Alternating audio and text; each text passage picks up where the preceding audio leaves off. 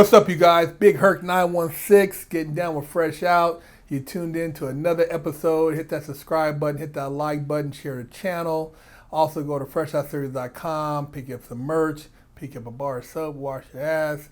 I'm with Akiem, man. We are getting down with some serious topics, and there's a lot of things I know a lot of people ain't going to hear, but we're going to share them anyways and break some shit down for you guys.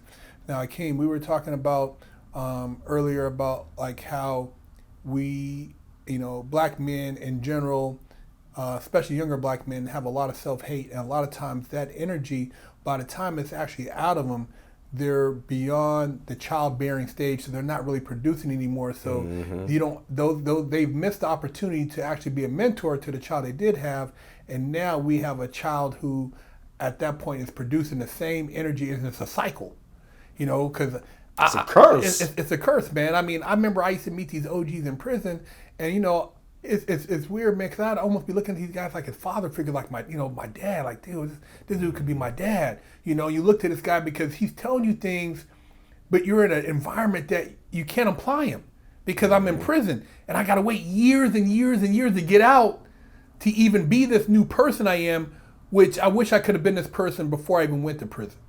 And that's why I started this channel, because I want to share this new Herc after I got out of prison post, federal prison, and see how I could help these young youth who, had to, deal with the same stuff I was dealing with.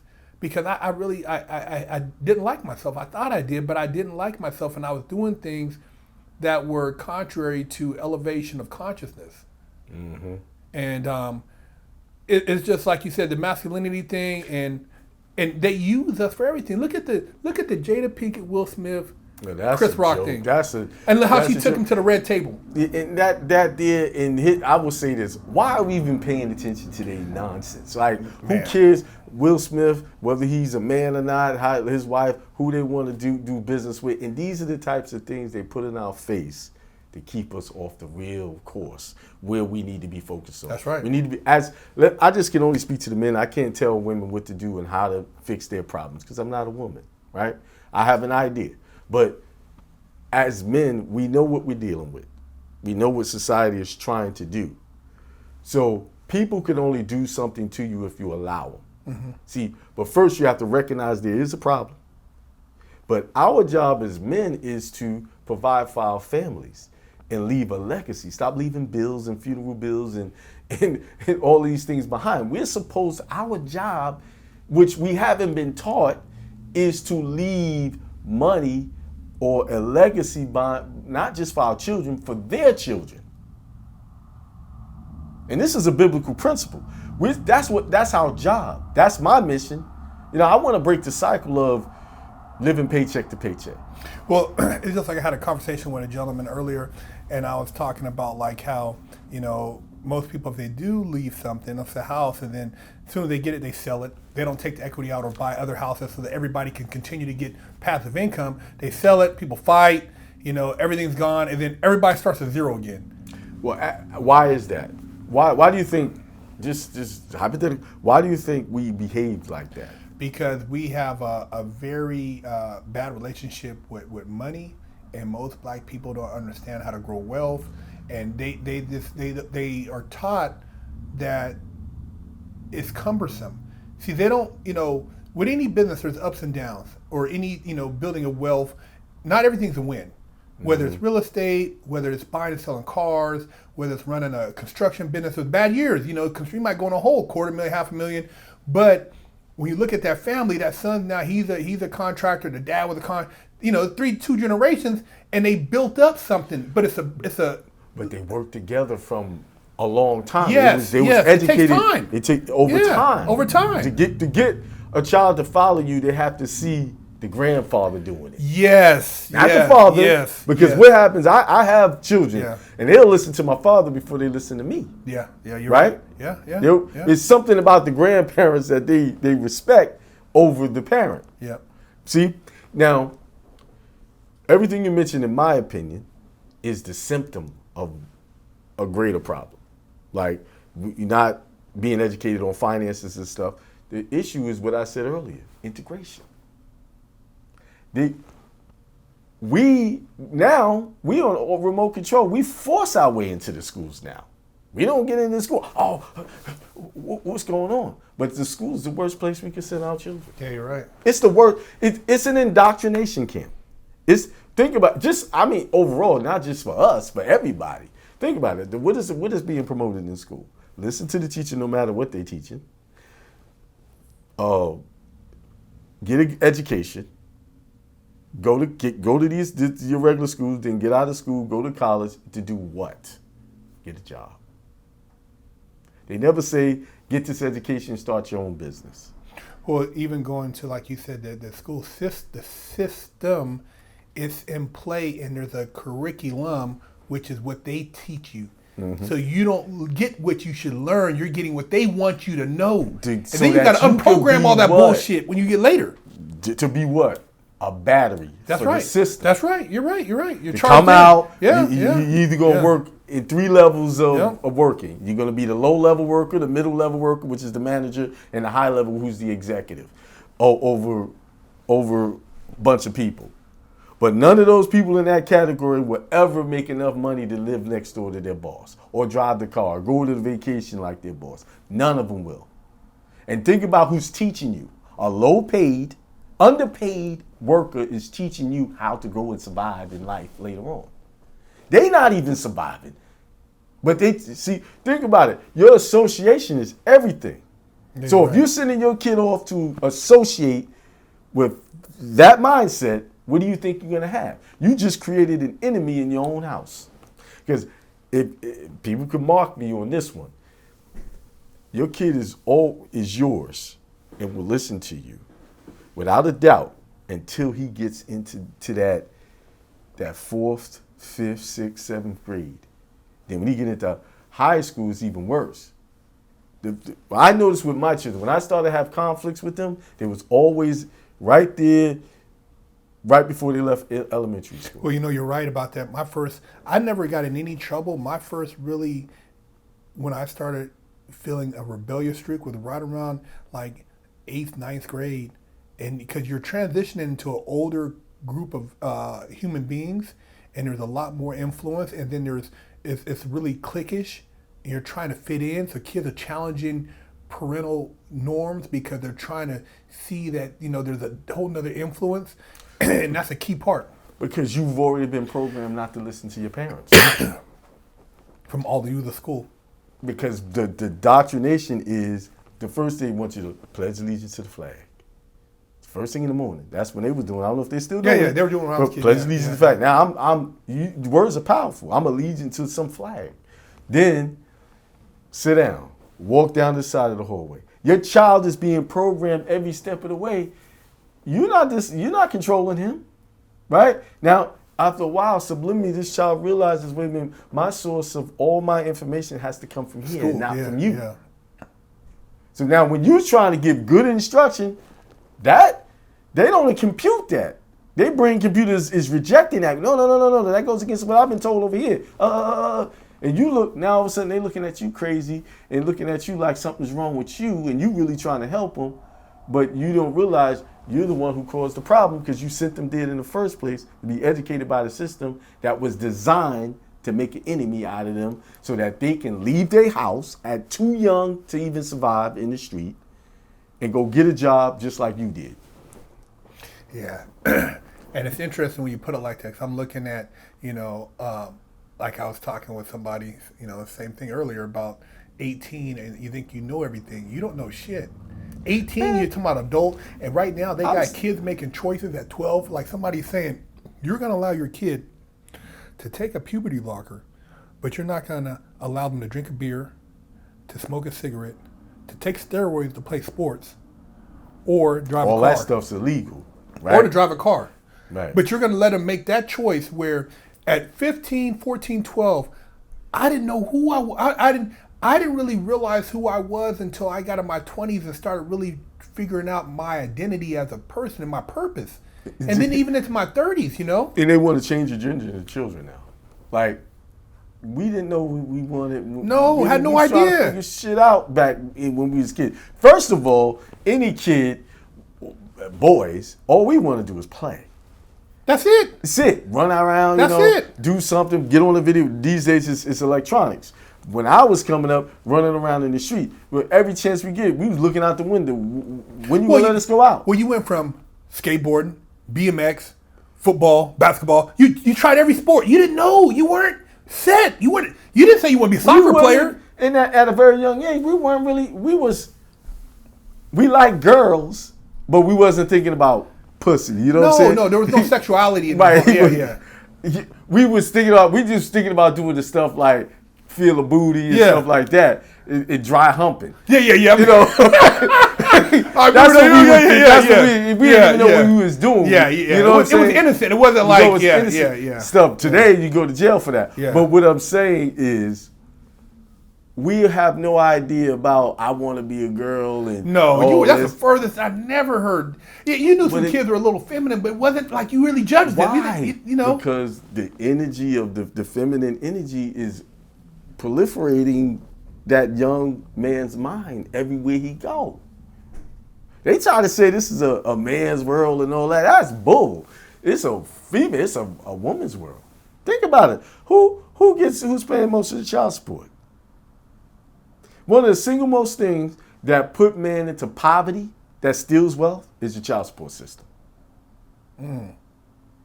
Think about it. Think about, and then the way they even run that system, it's unfair, and it takes, a lot of guys take way more money than the order even says. So rather than do the co-parenting, the child support is just a way to break that. Well, they gave women an opportunity to not want to stay in relationships. They incentivize not to stay in a relationship. Think about it. If I can not be with this guy and still get his money, I had a woman say this with a straight face, and she thought it was okay because the society has programmed her to see this way. Oh, I got a divorce and I'm seeing this guy. He's great, but I'm never going to marry him because I did my alimony has stopped. Yeah, I've heard of that too. You see what I'm saying? Yeah. So they're incentivized not to stay in relationships and make it work. Because think about it. Just think about it on your level where you got in some trouble, right? You had to go sit down, right? You faced the consequences, and then it caused you to create this channel. On that side, there's no consequences. They can have a baby by whoever they want, make Pookie, Ray Ray, whoever, all the bums that they claim are their bums, and then still get paid for it. Whether it be welfare or their check. So they are incentivized to get into bad relationships. Without accountability. And when you talk about these relationships, and you talk about these women, and you talk about having just something that's high valued, and I was talking with another guy, and we were talking about like these women who now are, having these high body counts at a young age. 50 guys, 30 guys, 100, 200 guys, and then they, and the guy who's like sacrificing. They switch places, man. Well, the guys who are sacrificing maybe, and working hard, and now when they get into their 30s or they graduated college and now they're making high 6 figures or 7 figures or whatever, and these women, and they try to date a guy, and the guy's like later on finds out, and they get all upset. Well, why did you? Well, because this guy sacrificed. But yet you felt that it was more worth it for you to have this high body count or have an OnlyFans and buy a Gucci bag and have all these material things for the short term. Once you understand the female psychology is getting the most attention that they can. That gets them pictures. Who's taking most of the pictures? Right? I don't even like taking too many pictures. Like as a man, as a masculine. Usually the women are taking the pictures. They're taking the pictures. And they want look at it, and then they go through about 200 of them before they decide this is the one I want to put up. Right. So what social media has done has put that attention grabbing motivation in them on steroids. So now. The attention, you see walking down the street, how, cat calling, oh, you look good. They got that attention years ago, but now with social media, all I got to do is pop a picture up there and not thousands of guys in their DM. Yeah. So that's why I say this is a female-run world. This is a feminine-run world. Because everything that's out there is catered towards them. Go to the average department store. How big is the men's department? Hit one little corner. We get a little cubby hole. That's it. Yeah, right? You're right. Women got a whole floor. And they but they try to say this is a man's world. Yeah. Like, really? No, it's not. Because if I get someone pregnant, I don't have the choice to say get rid of it. I can suggest, I need you to get rid of it. No, it's her choice. She gets to say whether she keep it or not. Now, all these women that claiming they done have babies by bums, if this guy was such a bum, why didn't you get rid of it? Why did you do this? Get rid of it. Why'd you keep it? Why? Because. Well, before we get into the next one, I'll give you an example. I was dating this woman, and she had a son, and she had a daughter, but he was living with her and her daughter, and he was at that age where he was just acting out. And I said, the problem is he don't have enough masculine energy. Send him to his dad. Let his dad straighten him out. That's right. He'll get straight. He just needs that balance. Now, she agreed with me. She said, you know what? That makes sense. I'm going to send him to the dad. Guess what kept her from sending him to the dad? Child support. Because I had broke it down to her. I said, listen, do you read your order here? I said, you're on child support too. She said, because why do they need your income if you're not going to be on child support? They get both parents' child information, how much you make, she makes, and how much he makes. Because what they're doing is creating an order for both of y'all, but yours get waived because you're the custodial parent. As soon as he has custodial. As soon as he gets switched places, now you're going to have to pay this amount. And I showed her. See, most people don't know how to read these legal documents, and they just, I got him. No, your ass is on child support too. You just getting a pass because the child lives with you. Now, once I pointed that out, do you think that boy went with his dad? Well, I've seen that too, because I had a relative, and the son, like you said, was acting up, big kid, started having some problems, and there were suggestions by other family members, let him go live with his dad. It was gradually going to take him, but she, like you said, she got that free money, and so they incentivized to bring peace into their own household. They don't want to sacrifice a child for a sense of finding that masculinity at that age. And it was around that same age, 11, 12. He needed a man in his life. And, he watching you get dressed. He watching his sister get dressed. Yeah. He ain't got no brothers.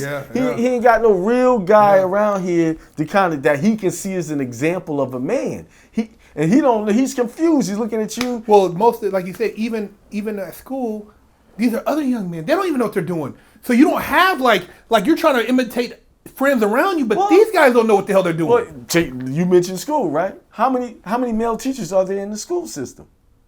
Hardly any. Yeah. They got a shortage. So now he's at home with two women. Now he's going to school and being taught by women. You see what I'm saying? Yeah, man, it's crazy. So there is no, and then when things pop off, the young man ain't gonna get the break that the girl gonna get. I was sitting in class with one of my sons some years back. My son was acting up, so I went to the school, sat down, and I want to observe, see what's going on. So I'm sitting in the back of the classroom, and this young lady snatches something from another young man, and he reacts, "Hey, guess who got put out of the classroom?" She didn't even look up to see what actually happened. She just put him out because he had an outburst, but she didn't say, why did you have an outburst? She didn't care. There was no empathy. All she heard was, this boy acted out, get rid of him. But in the reverse, they don't do that for the females. The female, okay, what's wrong with you, baby? You need, it's that time of the month. They get pacified. So as long as you keep pacifying the situation, you pacify the female and reward her for bad behavior, she's going to continue to do it. Hey, on that note, we're going to get into another one because I got something else I want to talk to you about. Hey, Big Herc 916, fresh out, getting down with Akiem. You tired of smelling like stanky butt, funky armpits? Wash your ass. Go to freshoutseries.com and pick you up a bar of soap.